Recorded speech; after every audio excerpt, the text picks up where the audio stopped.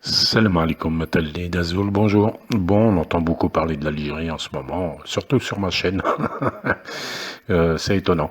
Bon, je vais aller direct au but. Alors, ce qui manque, ce qu'on aimerait là, maintenant, c'est qu'on nous donne un vrai projet de société, un but. C'est pour ça que j'ai appelé la petite vidéo là, Algérie 2030. Voilà, quelque chose à atteindre tous ensemble. Alors, pardon. Alors avant tout, pour être très clair, ce qui nous manque à toutes et tous, que ce soit les gens qui vivent pas dans le pays ou ceux qui y vivent, ce qui manque, c'est évidemment les opportunités pour réussir dans la vie. Les vraies opportunités, c'est-à-dire que tout le monde a une chance de réussir dans la vie. Après, il y en a qui peuvent, il y en a qui peuvent pas, comme on dit. Donc ce qui manque, c'est la formation, les débouchés après les études, des entreprises et des emplois. Et ça manque évidemment de compétences réelles en grand nombre. Ça, c'est la vérité. Alors il y a un point dont je voulais parler, c'est en finir avec l'humiliation. Pour en finir avec l'humiliation, c'est quand ça peut être personnel, être dégoûté comme beaucoup de gens le sont, de pas pouvoir réussir, de pas pouvoir faire dans la vie. L'humiliation, c'est aussi l'image qu'on nous renvoie de notre pays à l'étranger. L'humiliation, c'est de vouloir partir du pays, etc. pour réussir. Vous voyez, hein, en gros, l'humiliation, c'est quand on nous traite aussi de haut. Et ça, tout ça, toute cette humiliation globale, c'est seule la croissance économique qui peut combler le fossé avec les pays développés. Voilà, pour que les pays développés ne te prennent pas de haut, les rapports d'égal à égal, c'est l'économie qui parle, et rien d'autre. Et pour ça, faudrait que l'Algérie, elle ait vraiment un PIB, donc un produit intérieur brut, c'est-à-dire la création de richesses chaque année d'un minimum de 7%, comme par exemple le Vietnam, hein, qu'on peut comparer à l'Algérie, puisque un petit peu historiquement, c'est des pays qui ont souffert, qui ont galéré. Le Vietnam, même pas mal quand même avec la guerre contre la France. Il les sort en 53, il commence à se construire un petit peu, mais pas difficilement, et les Américains viennent leur refaire la guerre. Jusqu'en 75, le pays était coupé en deux, il y avait Vietnam Nord, Vietnam Sud, et il s'est réunifié en 75, notamment grâce à l'Algérie, hein, qui a beaucoup fait à l'ONU pour qu'il soit réunifié. Mais bref, c'est pas la question, c'est juste qu'on peut le comparer un tout petit peu dans le fait que ces deux pays, alors les Vietnamiens actuellement, ils sont environ 80 millions comme ça. L'Algérie, c'est la moitié, en gros, hein, c'est à peu près ça les chiffres. Au niveau du PIB par habitant, on est à peu près pareil, dans les 3 000 $ par habitant. Voilà. La grande différence, c'est que, oui, voilà, je reviens vite fait pour corriger les chiffres, c'est 98 millions pour le Vietnam, 44 pour l'Algérie. Vous voyez, on est vraiment pas loin, mais c'est un pays qui tourne depuis des années et des années. Vous voyez là, les courbes, je vais vous montrer les courbes économique du PIB. Vous voyez là l'Algérie, alors en vert, le Vietnam en bleu. Là en vert, l'Algérie fait un bond au niveau du PIB, etc. C'est en 62. Évidemment, on passe à une croissance de 27%, mais on était parti très très loin, etc. Voilà. Et ensuite, la courbe, vous voyez, quand le Vietnam commence à sortir la tête de l'eau, c'est-à-dire dans les années 85, comme ça, 10 ans après s'être réunifié, il construit son économie, il commence, lui, sans pétrole, sans gaz, etc., par le travail, lui, direct, il tourne à une moyenne minimum de 7 à 8% de croissance en permanence, par le travail. Quant à l'Algérie, la moyenne de son PIB annuel à chaque fois, c'est 3, 3, 4, des pics à 5, mais pas plus.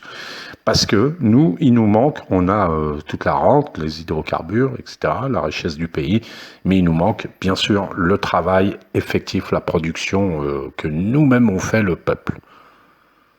Alors bien sûr, avant que ton peuple se mette au travail, la responsabilité d'évoluer et de se mettre aux standards internationaux, c'est l'État.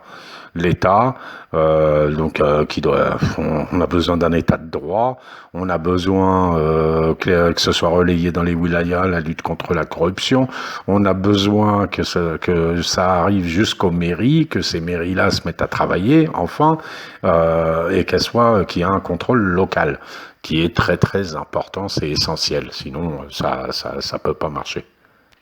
Il nous faut aussi une population entreprenante. Hein.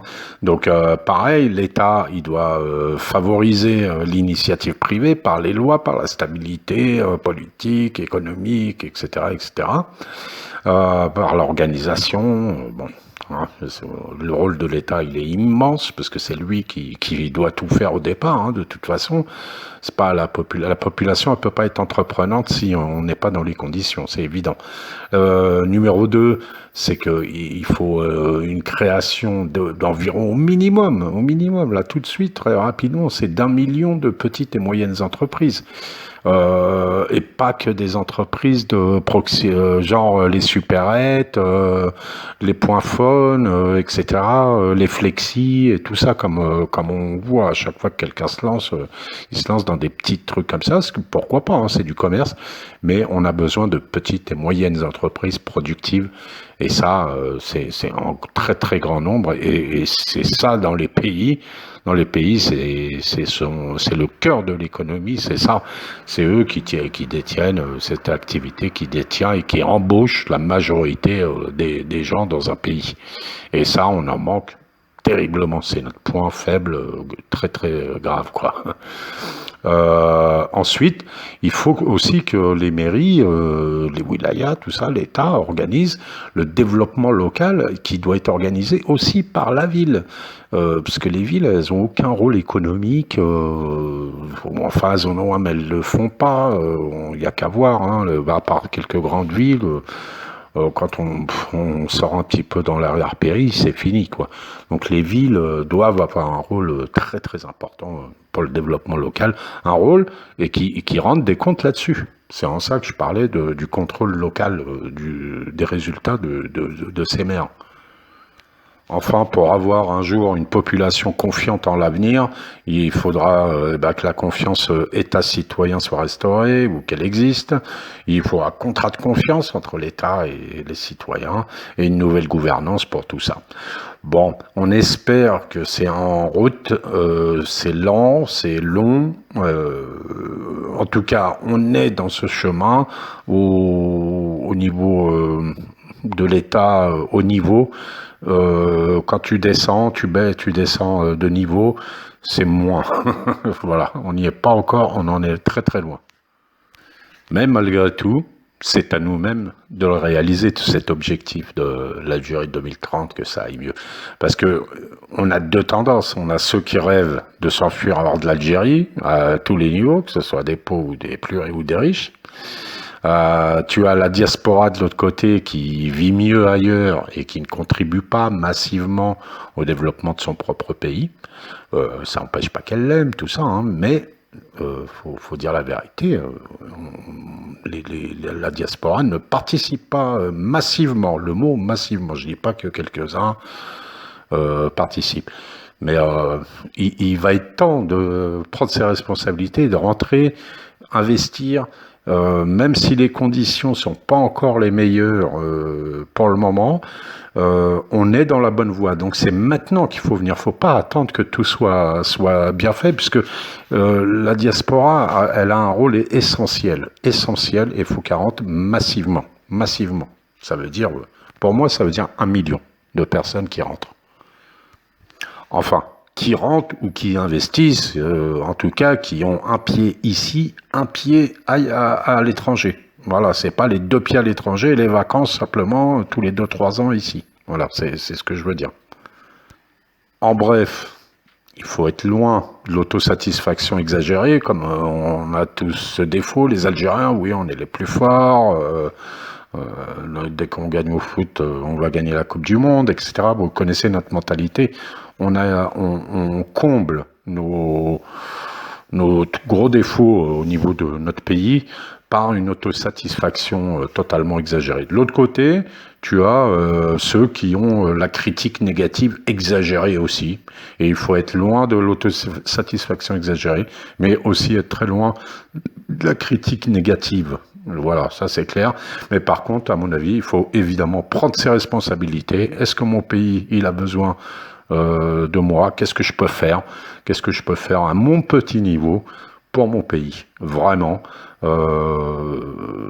c'est hyper important, quoi. C'est le moment en plus, hein. C'est vraiment le moment, parce que les choses sont en train de changer dans le monde.